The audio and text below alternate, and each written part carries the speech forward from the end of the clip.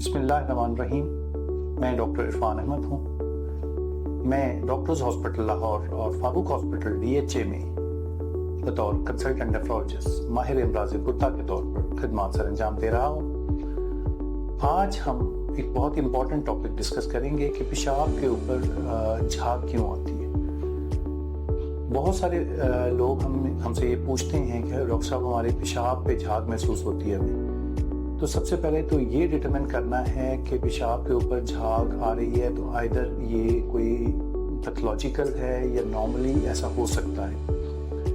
आमतौर पर जो झाग पेशाब के बाद परसिस्ट करे देर तक, और अगर आप फ्लश भी करें यूरिन को वॉशरूम में यूरिन करने के बाद उसको फ्लश भी करें तो स्टिल झाग परसिस्ट करे, तो ये वो झाग है जो पैथोलॉजिकल है, जो आमतौर पर प्रोटीन की जो यूरिन में प्रोटीन आती है उसकी वजह से प्रोड्यूस होती है। उसके अलावा कुछ और लोग भी होते हैं जिनमें झाग वैस आ रही होती है यूरिन में, जो कि पैथोलॉजिकल नहीं होती। ये झाग बहुत देर तक परसिस्ट नहीं करती।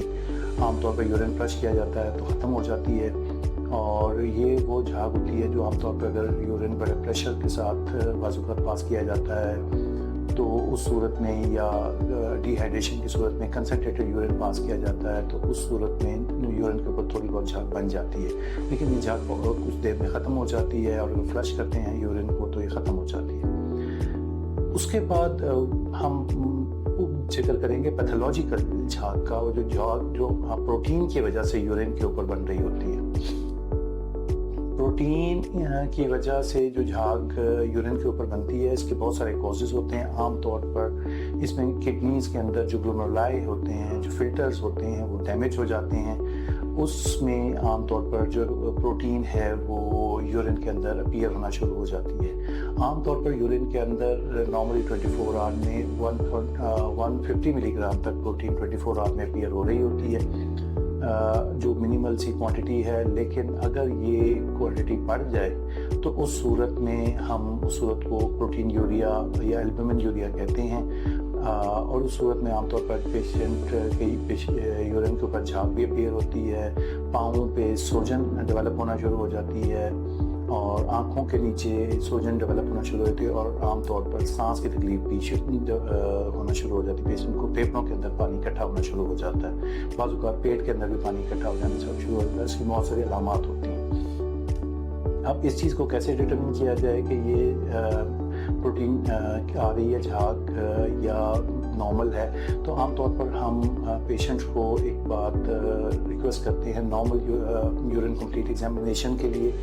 अगर यूरिन कंप्लीट एग्जामिनेशन में प्रोटीन अपीयर नहीं हो रही होती तो जो यूरिन कंप्लीट एग्जामिनेशन का टेस्ट है उसमें आमतौर पर वो नील इसको डिक्लेयर कर दिया जाता है। अगर थोड़ी बहुत प्रोटीन आ रही हो तो या तो फिर उसको ट्रेस या 1+, 2+, जिस तरह की प्रोटीन बढ़ती जाती है उस तरह हम यूरिन का रिज़ल्ट देखते हैं, तो उसमें प्रोटीन आ रही होती है तो उसी तरह से रिज़ल्ट आ रहा होता है। और इसको मज़ीद हम ये देखने के लिए कि प्रोटीन कितनी आ रही है और कितना डैमेज है गुर्दों में, हम फिर उसको क्वांटिफिकेशन भी करवाते हैं यूरिन में प्रोटीन की।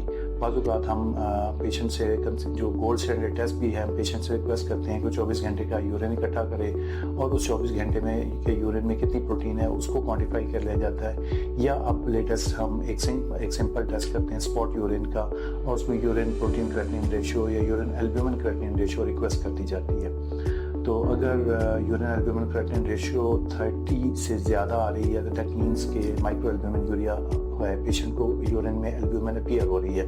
नॉर्मली जो यूरिन में प्रोटीन आ रही है मोस्टली वो एल्बुमिन ही होती है। इसी तरह अगर प्रोटीन की बात की जाए तो अगर 3.3 to 3.5 ग्राम प्रोटीन 24 आवर में यूरिन में अपीयर होना शुरू हो जाए तो हम उसे कहते हैं नेफ्रोटिक सिंड्रोम। और वो मैंने जो तमाम अलामात पहले जिक्र किया है वो आमतौर पर ऐसे पेशेंट्स में होती हैं। डायबिटीज़ के पेशेंट्स भी लेटर ऑन उनमें भी ग्लोमेरुलर चेंजेस डेवलप होती हैं और पेशाब में प्रोटीन आना शुरू हो जाती है, और इसके साथ साथ गुर्दों की कुछ और रीनल फेलियर के पेशेंट्स को भी पेशाब में प्रोटीन आ रही होती है। और गुर्दों की कुछ और कंडीशंस भी हैं जिसमें इंटरस्टिशियल नेफ्राइटिस है और जिसमें पेशाब में प्रोटीन आना शुरू हो जाती है। تو اگر آپ کے سب سے پہلے یہ میک شور کر لیں کہ آپ کے یورین میں جو پروٹین آ رہی ہے وہ پرسس کر رہی ہے یا نہیں. اگر وہ پرسس کر رہی ہے تو پھر یورین کمپلیٹ کا ٹیسٹ کروا کر اپنے نیفرولوجسٹ سے رابطہ کریں, اور اس بارے میں مزید کوئی ڈسکس کرنا چاہتے ہیں تو دیے گئے نمبرز پر اپائنٹمنٹ کے لیے رابطہ کریں.